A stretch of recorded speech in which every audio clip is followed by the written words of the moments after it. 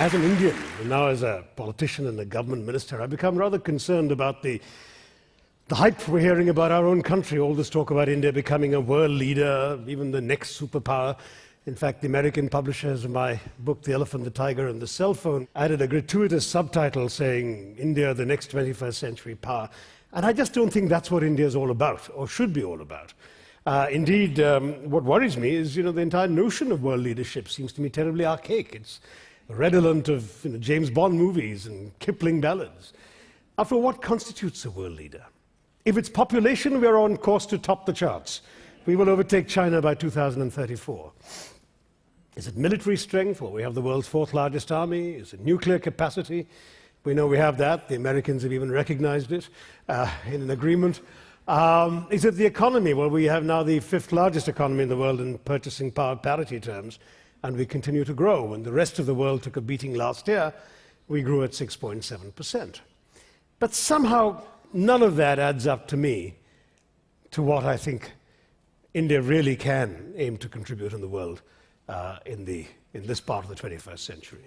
And so I wonder, could what the future beckons for India be all about be a combination of these things allied to something else? The power of example, the attraction of India's culture. What, in other words, people like to call soft power. Soft power is a concept invented by a Harvard academic, Joseph Nye, he's a good friend of mine. And very simply, and I'm really cutting it short because of the time limits here, it's essentially the ability of a country to attract others because of its culture, its political values, its foreign policies. And, lots of countries do this. He was writing initially about the States, but we know the Alliance Française is all about French soft power, the British Council. The Beijing Olympics were an exercise in Chinese soft power. The Americans have the Voice of America and the Fulbright scholarships. But the fact is, in fact, that probably Hollywood and MTV and McDonald's have done more for American soft power around the world than any specifically government activity. So soft power is something that really emerges partly because of governments, but partly despite governments.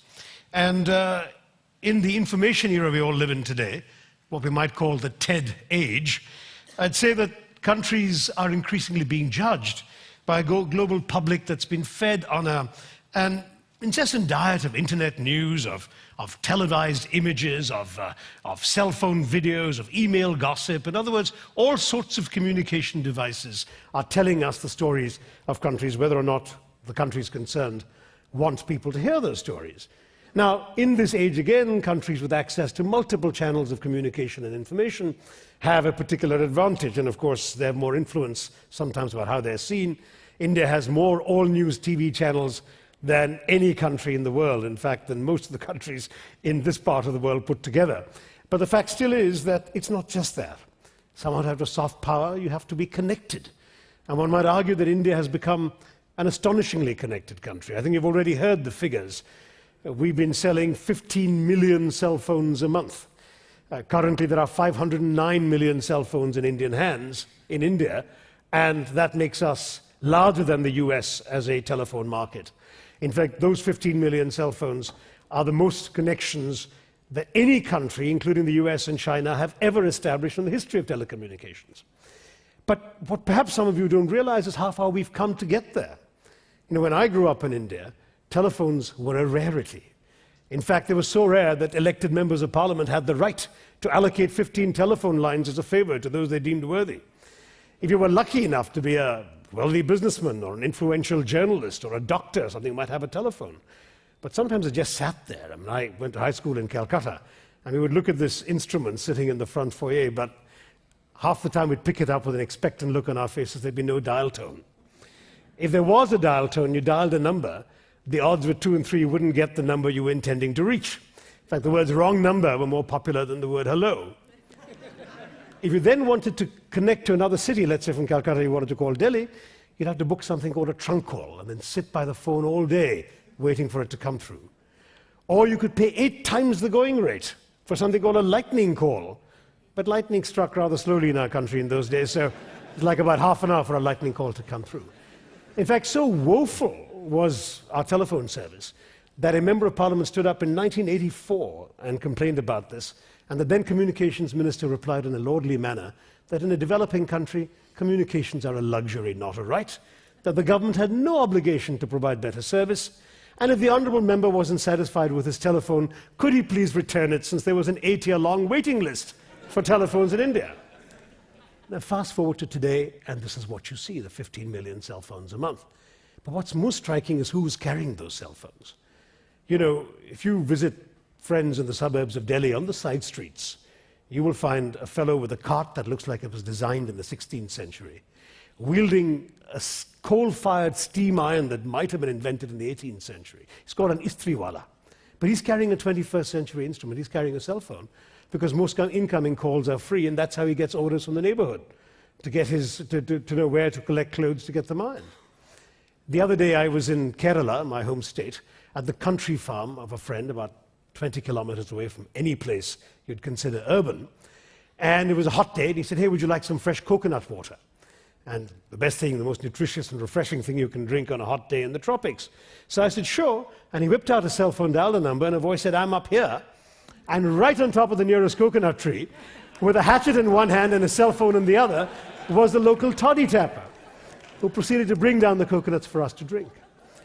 Fishermen are going out to sea and carrying their cell phones. When they catch the fish, they call all the market towns along the coast to find out where they get the best possible prices. Farmers now, who used to have to spend half a day of back-breaking labor to find out if the market town was open, if the market was on, whether the product they'd harvested could be sold, what price they'd fetch. They'd often send an 8-year-old boy all the way on this trudge to the market town to get that information and come back, then load the cart. Today they're saving half a day's labor with a 2-minute phone call. So this empowerment of the underclass is the real result of India being connected. And that transformation is part of where India is heading today. But of course, that's not the only thing about India that's spreading. You've got Bollywood. My attitude to Bollywood is best summarized in the tale of the 2 goats at a Bollywood garbage dump. Shekhar Kapoor will no doubt forgive me. And they're chewing away on cans of celluloid discarded by a Bollywood studio. And the first goat chewing away says, "You know, this film's not bad." And the second goat says, "No, the book was better."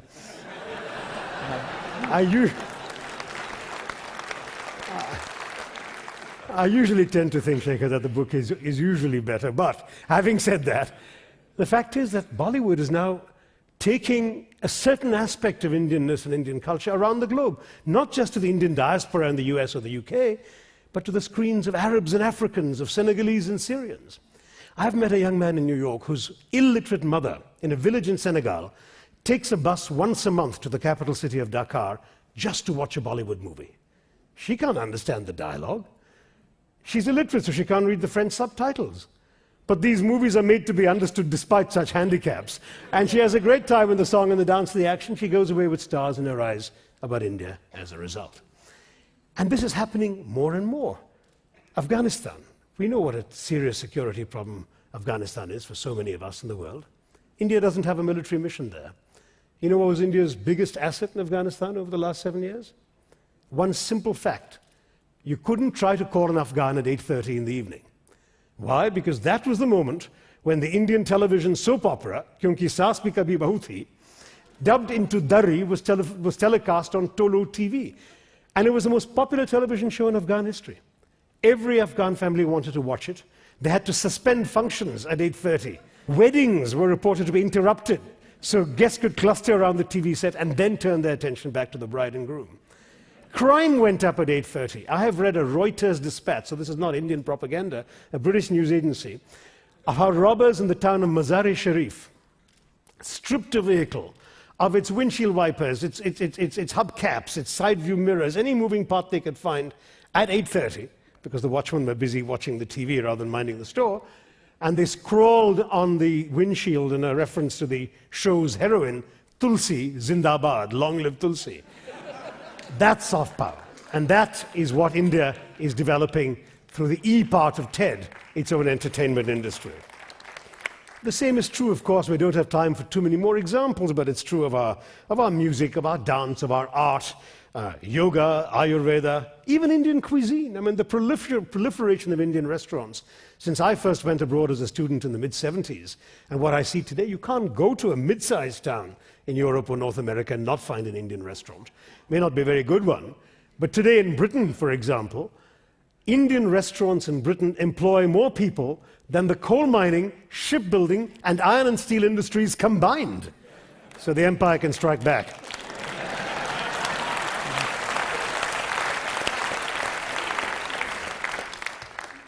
But with this increasing awareness of India, with the yoga and the Ayurveda and so on, with tales like Afghanistan comes something vital in the information era. The sense that in today's world, it's not the side of the bigger army that wins, it's the country that tells a better story that prevails. And India is and must remain, in my view, the land of the better story. Stereotypes are changing. I mean, again, having gone to the US as a student in the mid-70s, I knew what the image of India was then, if there was an image at all.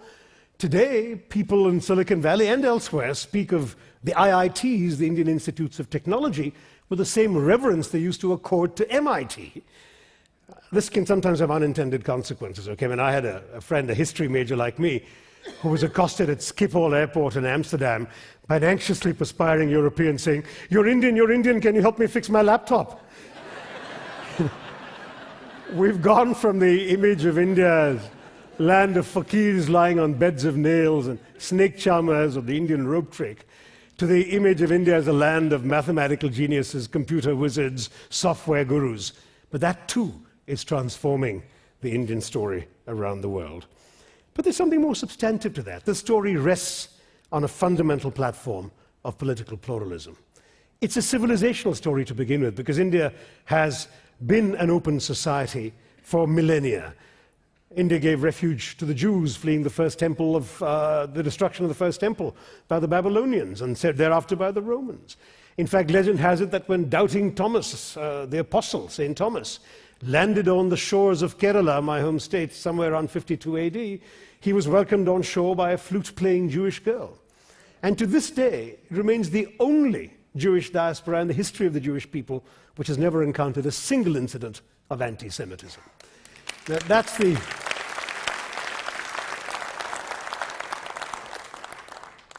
Indian story. Islam came peacefully to the south, slightly more differently complicated history in the north, but all of these religions have found a place and a welcome home in India. You know, we just celebrated this year our general elections, the biggest exercise in democratic franchise in human history, and the next one will be even bigger because our voting population keeps growing by 20 million a year. But the fact is that the last elections 5 years ago gave the world the extraordinary phenomenon of an election being won by a woman political leader of Italian origin and Roman Catholic faith, Sonia Gandhi, who then made way for a Sikh, Manmohan Singh, to be sworn in as Prime Minister by a Muslim, President Abdul Kalam, in a country 81% Hindu. And this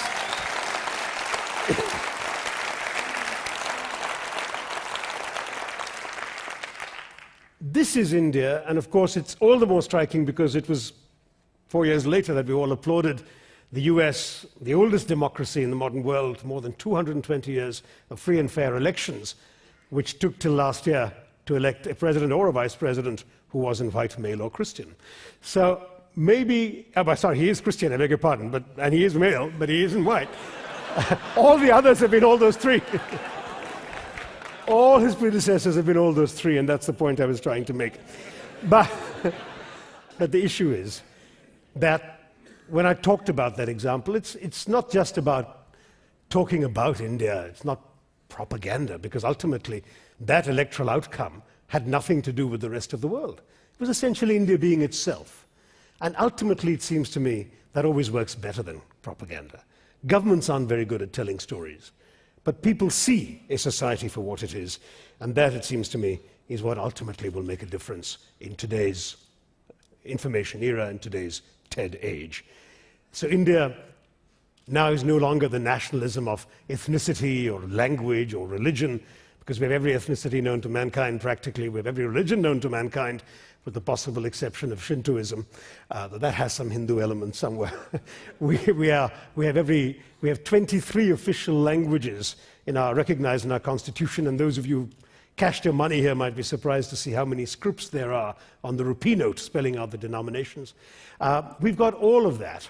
We don't even have geography uniting us because the natural geography of the subcontinent, framed by the mountains and the sea, was hacked by the partition with Pakistan in 1947. In fact, you can't even take the name of the country for granted, because the name India comes from the river Indus, which flows in Pakistan. But the whole point is that India is the nationalism of an idea. It's an idea of an ever land, emerging from an ancient civilization, united by a shared history, but sustained above all by pluralist democracy. That is a 21st century story as well as an ancient one. And it's the nationalism of an idea that essentially says you can endure differences of caste, creed, color, culture, cuisine, custom and costume, consonant for that matter, and still rally around a consensus. And the consensus is on a very simple principle that in a diverse, plural democracy like India, you don't really have to agree on everything all the time, so long as you agree on the ground rules of how you will disagree. The great success story of India, a country that so many learned scholars and journalists assumed would disintegrate in the 50s and 60s, is that it managed to maintain consensus on how to survive without consensus. Now that is the India that is emerging into the 21st century. And I do want to make the point that if there is anything worth celebrating about India, it isn't military muscle, economic power. All of that's necessary. But we still have huge amounts of problems to overcome.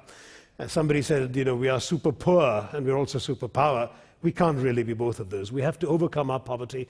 We have to deal with the hardware of development, the ports, the roads, the airports, all the infrastructural things we need to do, and the software of development, the human capital, the need for the ordinary person in India to be able to have a couple of square meals a day, to be able to send his or her children to a decent school, and to aspire to work a job that will give them opportunities in their lives that can transform themselves.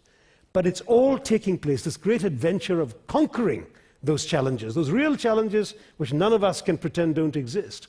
But it's all taking place in an open society, in a rich and diverse and plural civilization, in one that is determined to liberate and fulfill the creative energies of its people. That's why India belongs at TED, and that's why TED belongs in India. Thank you very much.